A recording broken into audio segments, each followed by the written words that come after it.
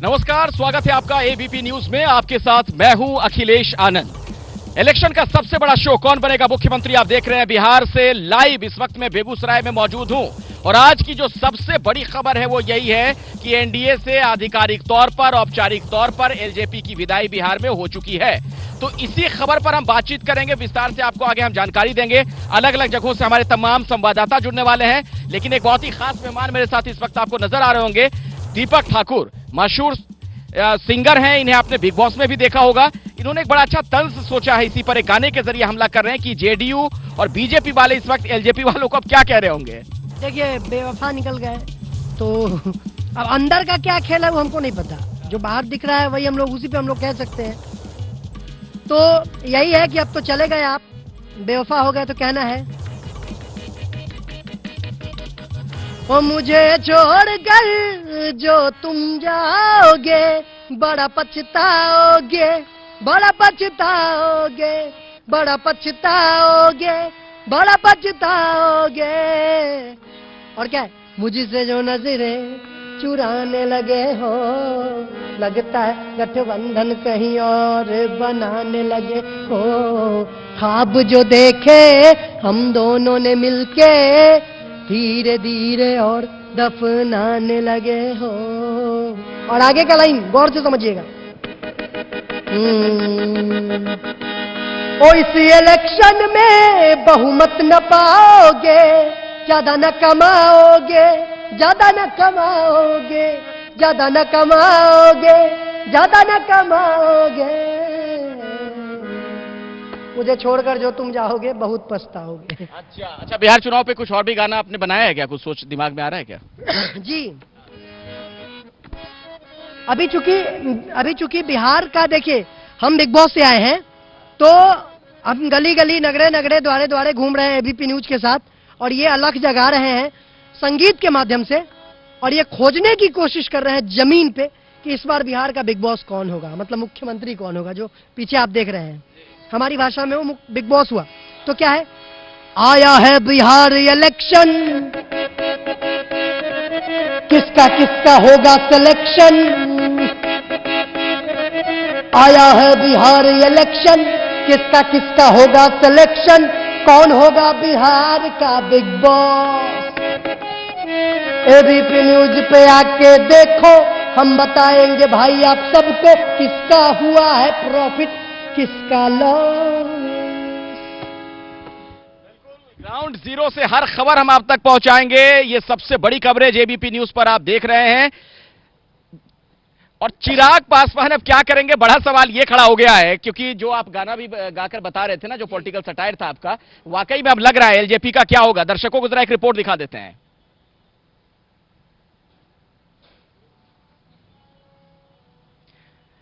हमारे साथ पंकज आ जुड़ गया, हमारे एक सहयोगी सीधे।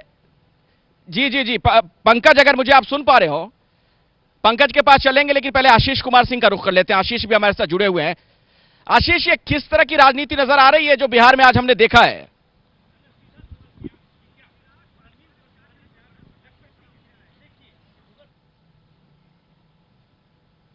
है कि आप केंद्र में बने हुए हैं, राज्य में गठबंधन से बाहर हो गए हैं।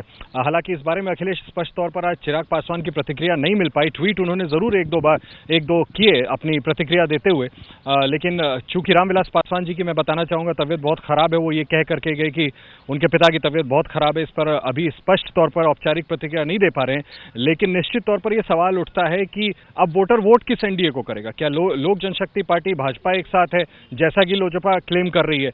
औपचारिक तौर पे भाजपा और जेडीयू ने अपने गठबंधन का ऐलान कर दिया, यहां तक कह दिया कि अगर तस्वीर प्रधानमंत्री का इस्तेमाल किया तो उसकी शिकायत औपचारिक तौर पर चुनाव आयोग में करेंगे।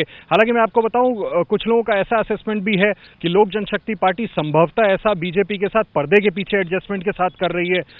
इन सभी चीज को लेकर के निश्चित तौर पर हम सवाल जरूर खड़े कर सकते हैं कि आखिर अब ये किस तरह की खिचड़ी बनती जा रही है बिहार में। स्पष्ट तौर पर हम ये कह सकते हैं कि वोटर्स कंफ्यूज्ड होंगे, और अभी इसका निश्चित तौर पर राजनीतिक खामियाजा मुझे लगता है अखिलेश की लोक जनशक्ति पार्टी को उठाना पड़ सकता है, अगर भाजपा के साथ बिहाइंड द सीन कोई अंडरस्टैंडिंग नहीं है।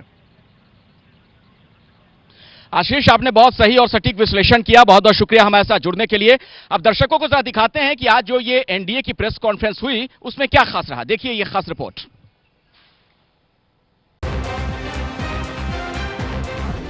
मिलकर काम कर रहे हैं, मिलकर काम करेंगे। हम लोगों के मन में किसी भी तरह की कोई गलतफहमी नहीं। मैं मीडिया से भी आग्रह करूंगा, कोई कंफ्यूजन मत रखिए।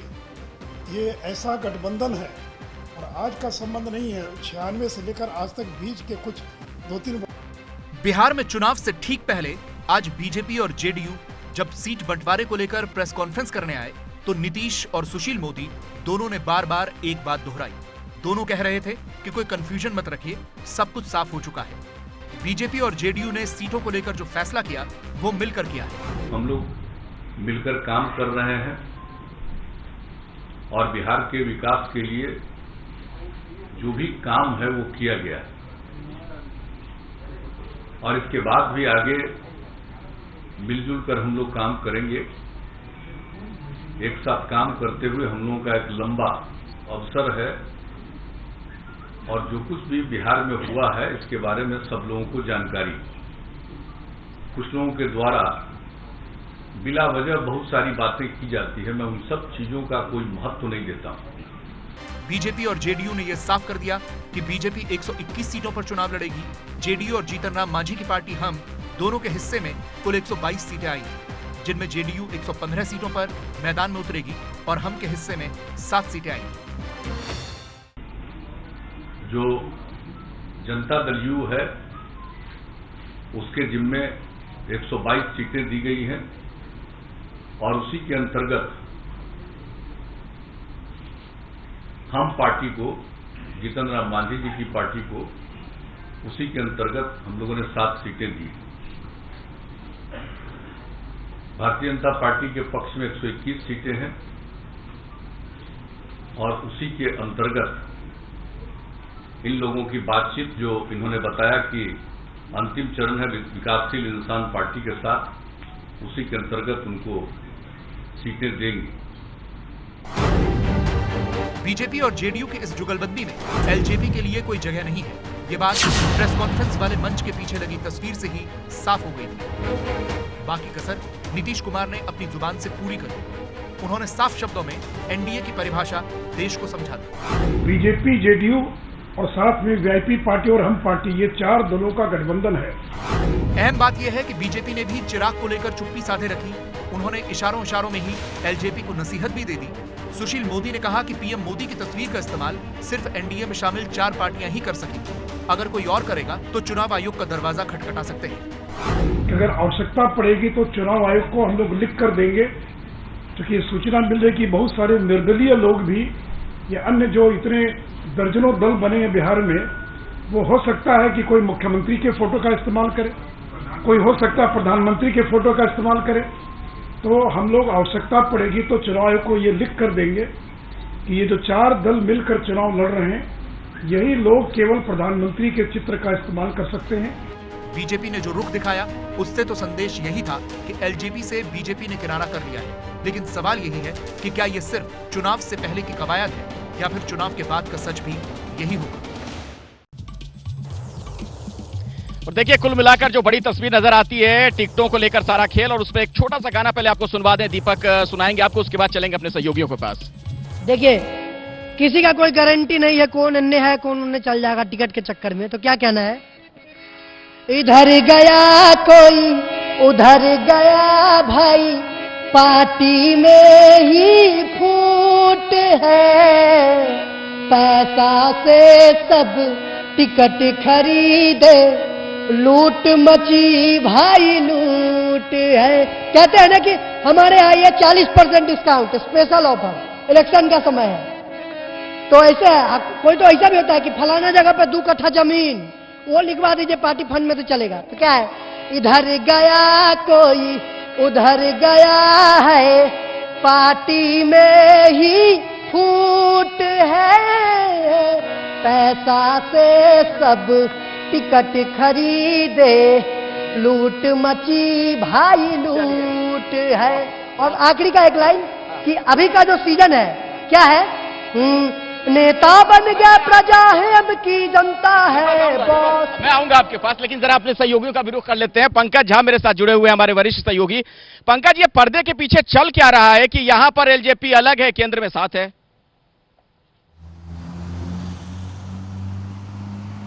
देखिए, बहुत सारे सवाल हैं। सबसे बड़ा सवाल तो ये है कि क्या बीजेपी के उकसावे पर एलजेपी ऐसा कर रही है। आज प्रेस कॉन्फ्रेंस में देखिए ना, नीतीश कुमार कितने खींच में थे कि उन्होंने रामविलास पासवान का जिक्र किया कि क्या 2 विधायकों के समर्थन से वो राज्यसभा के सांसद बन गए थे। तो नीतीश कुमार चाहते थे प्रेस कॉन्फ्रेंस में कि उनके बगल में जो बीजेपी के नेता बैठे हैं वो इन सारे सवालों का जवाब दें, लेकिन जब प्रेस कॉन्फ्रेंस खत्म हुआ तो बात वहीं की वहीं रह गई एलजेपी को लेकर के। तो लगता तो है कि पर्दे के पीछे अभी बहुत कुछ खेल बाकी है, पिक्चर अभी बाकी है। जी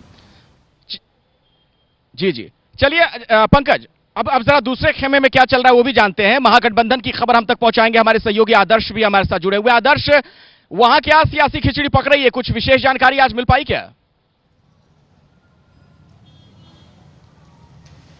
देखिए, ऐसा नहीं है कि महागठबंधन में अगर जो एनडीए की तरफ से घटक दल शामिल है, जैसे हम की बात करें तो वो अगर बाहर निकल रहे हैं, तो जो महागठबंधन है उससे भी लोग बाहर निकल रहे हैं। बाकी आज ही का उदाहरण ले लीजिए कि जैसे झारखंड में जो सरकार में शामिल हैं, जेएमएम के साथ राजद सरकार में शामिल है, लेकिन आज जेएमएम ने प्रेस कॉन्फ्रेंस कर आरोप लगाया है राजद पर कि उन्होंने मक्कारी की है और उसी के लिए वो अब बिहार में उन सीटों पर अकेले चुनाव लड़ेंगे जहां पर आदिवासी बाहुल्य वोट है। उन्होंने ये भी कहा कि राजद ने अपने चुनावी फायदे के लिए हमें इस्तेमाल तो किया, लेकिन जब बात बिहार में सीटों के फॉर्मूलों को तय करने की हुई, गठबंधन में शामिल करने की हुई, तो हमें वहां से हटा दिया। तो ऐसा नहीं है कि एक ही खेमे से लोग बाहर निकल रहे हैं, राजद से भी, यानी जो महागठबंधन है वहां से भी लोग नाराज हो रहे हैं। बिल्कुल बिल्कुल बिल्कुल बिल्कुल बिल्कुल। अब चलते हैं, जरा हम जैनेंद्र का रुख कर लेते हैं। हमारे सहयोगी जैनेंद्र आज उस प्रेस कॉन्फ्रेंस में मौजूद थे जहां पर एनडीए में जो सीटों को लेकर तालमेल हुआ उसका ऐलान किया गया। जैनेंद्र, अब क्या आकलन रहा इस प्रेस कॉन्फ्रेंस से, क्या बड़ी बातें निकलकर सामने आ रही हैं?